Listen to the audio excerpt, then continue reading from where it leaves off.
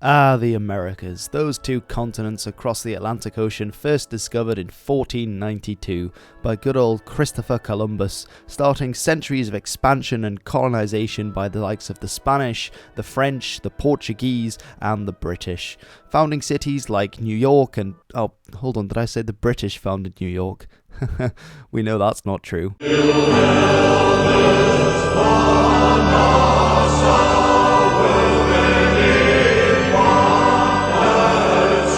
But wait, there were people who discovered the Americas long before these new European arrivals. Of course, I'm talking about the Vikings. That great seafaring people expanding across the North Atlantic to Iceland in the 9th century, Greenland in the 10th, and finally mainland North America in the early 11th. The Icelandic sagas tell us that expanding westward from their bases in Greenland, the Vikings then came upon a new land in North America, which they called Vinland.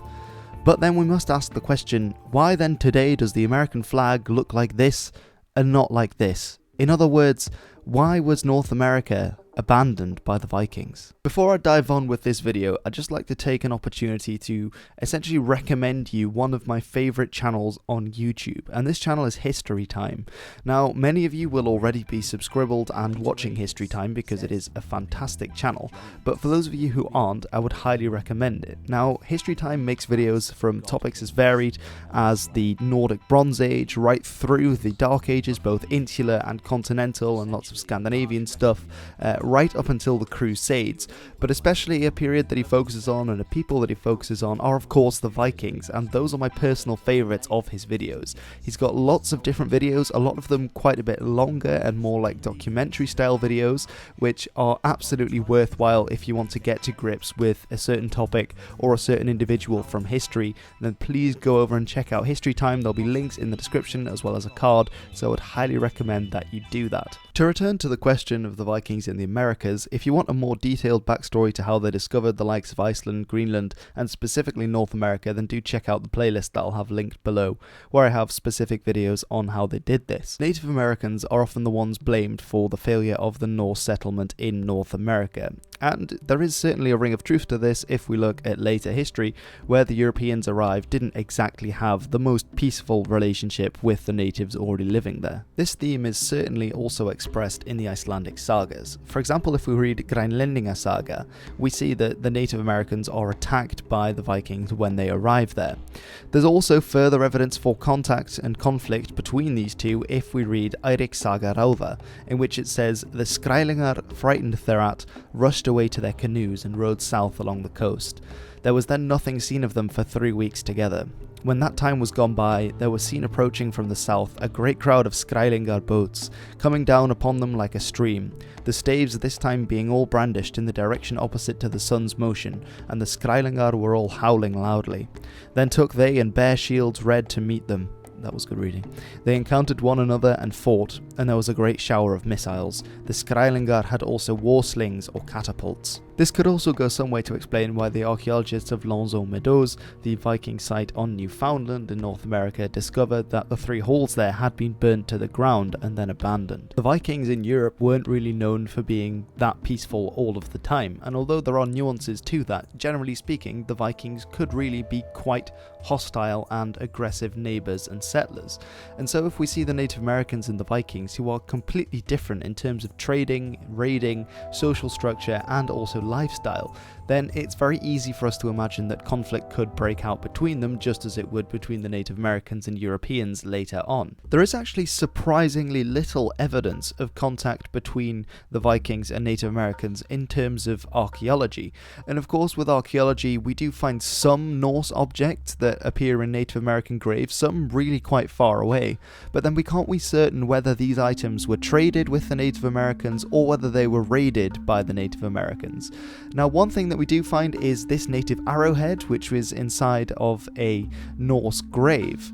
But we have to also consider the fact that a lot of the time the things they could be trading would be things like fur or perhaps things made of wood, so things that we wouldn't really see anymore or that will have perished because they were made of perishable materials. Another interesting thing that we do find are several carvings from the period made by the native peoples, where we get these carvings where the face shape is very different. They are longer faces, and some of them have some etchings that could be beards, which is thought to be a depiction of Norsemen because they are clearly portrayed in a different way to the way that they would carve native structures. Now, some people express some confusion at the fact that the Vikings, who obviously they were wearing armor, or they had developed armor, they had weapons made of iron and shields and complex formations and an incredibly fearsome reputation, were somehow militarily defeated by Native Americans who were still living in the Stone Age and obviously later didn't fare very well against the Europeans.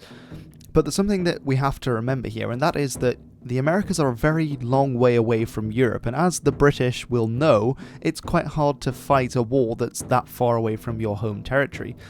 And it's the same for the Norse in Vinland. So if we look at the amount of numbers involved, of course, there are, so many more natives than there are Norsemen, because this was a small expeditionary party. It's not like we're talking about the Vikings sending armies over to North America. Now, there's been a lot of debate as to where Vinland actually is, but if we look at the sagas, we can try to recreate or pin down locations where it might have been. The sagas describe that Vinland had wild wheat growing there. They also describe that there were some sort of berries or grapes, which is often thought to be the etymology of Vinland as wineland, and that these berries and grapes were growing in coastal pools just off the coast, and that these were saltwater pools. A place all these elements come together is along the Miramachi River, which I'll show here in yellow, and you can also see where Leif's Búðir, so Leif's booth, which is described as the camp set up by Leif Eriksson in the sagas and is thought to be, and here is on the location of Lanzo-Meadows. It's clearly not that far away from where that is, and that's where we find all of these elements. Now, there's also some way of backing this up, because the later French explorer Jacques Cartier, who was exploring in the mid-16th century, also describes the island of Bacchus, and Bacchus is obviously the Roman god of wine, and he describes that there are grapes growing there, and also describes wild wheat. So this is another explorer kind of backing up the claim that's in the sagas a bit later on. Another piece of evidence that points towards this location is that the sagas clearly describe skin boats being used by the natives, and this is quite a different feature that sets the natives of this region apart from other native groups, many more of which will use wooden boats, so often birch bark canoes, rather than hide boats as they do in this region. And the tribe that does this are called the Micmac. And it's thought that the Micmac in this area is actually, and along the Miramachi River, is the part of Canada that was most densely populated by native groups at this time, and was for hundreds of years. So the Vikings were literally in the hottest spot in all of Canada for powerful and inhabiting tribes. It's also to remember how few Vikings we're talking about, because at the time there were only 2,500 Norsemen living on Greenland. And from the evidence of the halls at Lanzo-Meadows, and from some saga evidence pointing at the amount of ship crews that came to Vinland, then we're talking about somewhere between 60 to 120 people, Norsemen, in Vinland. It's also true that the Norse living on Greenland, who were the majority of people who made up the expeditions to Vinland, didn't have any incentive to go out and to colonize Vinland. There was still plenty of land available in Greenland, and it's also important to remember that Greenland was closer towards their other stations that they had, and so more connected, and the hostiles were a lot less angry and hostile than on Vinland. It was also considerably less far to travel. From Lanzo-Meadows to the settlements in Greenland, it would have been about 1,800 kilometers, and that's just to Greenland. If we break that down further, of course, then we have the fact that the colony on Vinland and Lanzo-Meadows was reliant on Greenland, which was reliant on Iceland, which was also reliant on Norway. Now, this was mostly reliant for resources. Resources like timber, resources like iron and steel, and things like that became harder to smelt. And of course, because they were Christian, they would need wheat because they needed wafers for communion, and of course, wine. And wine, you definitely can't grow that far north. So all of these things they relied upon essentially all upon Norway. So if we look at the distances here, we have that Vinland colony and Greenland were 1,800 kilometers or thereabouts between them. Whereas then Greenland to Iceland was only about 300 kilometers across the Denmark Strait, but as time went on, because the Little Ice Age ended and it went into the medieval cooling period, we then get the fact that more and more ice starts to fill that strait called the Denmark Strait, so it becomes harder and harder and more dangerous, and you have less time in the year to go between the two. And as well, Iceland is already 1,400 kilometers from Norway. Now, if we look at this one in particular, even Greenland in the 15th century was 2,900 kilometers from Norway, which is essentially what it relied upon for resources, and this colony failed. Granted, it lasted a lot longer than the one on Vinland, but by the 15th century, the Greenland colony was abandoned by the Norse, and this one was quite a lot closer to the two places it needed to get resources from than the Vinland colony was. The Vinland colony being some 4,000 kilometers away from Norway, and of course it would then be third on the pecking order behind Iceland and Greenland for resources, which it would continue to need. Of course, there is an argument that can be made, which is that they would be able to get more resources in Vinland rather than being as reliant as those on Iceland and Greenland, but that would be a tricky argument for another video. So one question that does come up with this is, did they ever intend to stay? And there's quite a lot of evidence that the Vinland colony was never really meant to be a permanent Norse colony. It was rather just an exploration that they did. Now, one piece of evidence for this that sort of suggests that they never really intended this to be a long-term commitment is that the three complexes that were found at Lanzon-Meadows were built around a hall, and all of them were built on a terrace and right next to the shoreline, which is odd. Now, there weren't independent farmsteads that sprang up in Vinland, as was the standard on Iceland and Greenland, and there was no sign of any sort of rearing of animals that was properly done in stables and barns, as we saw on Iceland and Greenland, but they were simply kept all together in corrals, so it's a much quicker thing to set up. And as well, it wasn't built sheltered and inland or in a sheltered inlet like Reykjavik, but rather it was built really exposed right on an open plain right next to the sea, which suggests that it would act more as a way station for repairing ships and for housing crews, which is why they had the three halls, that kind of thing. Now, there is some argument to the contrary, which is that the thickness of the walls does suggest that it was built for year-round use, and the roof quality was really good. And of course, better roof quality and thicker walls, as well as paneling along the inside, suggests that more material was needed, which does suggest it might have been more than just a quick thrown up hall. Now, an estimated 35,000 cubic meters of turf were needed to create the terraces, and they would have had to fell about 85 large trees to stockpile enough wood for the entire project.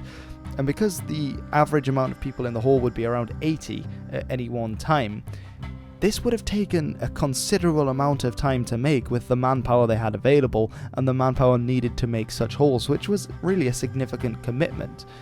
And if it had been a trading station, one question we could ask is, why have we not found more, archaeological remains of natives coming there to trade, as they would with the Europeans later on, and with the later Europeans on Greenland as well, where they have forts, and then next to the fort you'd have trading stations where natives would come and they would trade their goods with the Europeans. When the Europeans would come again from the late 15th century, they brought with them far greater numbers than the Vikings ever had in Vinland.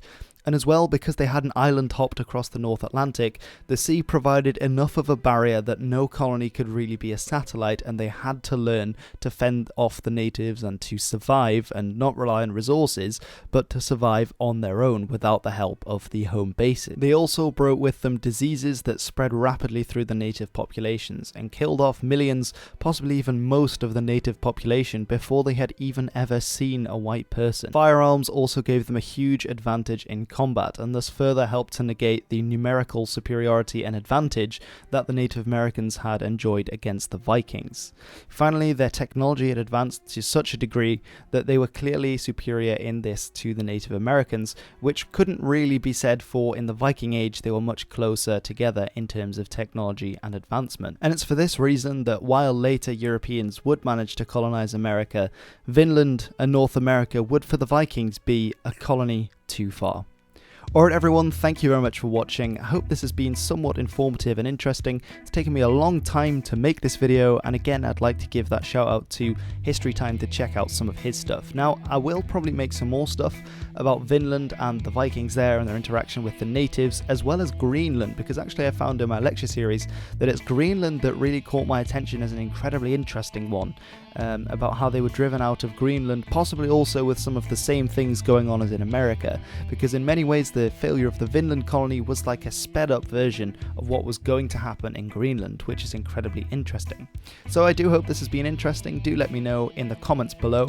Don't forget to give it a thumbs up and to subscribe if you're new, as well as going over and subscribing to History Time. So I've been Hilbert, and this has been The History.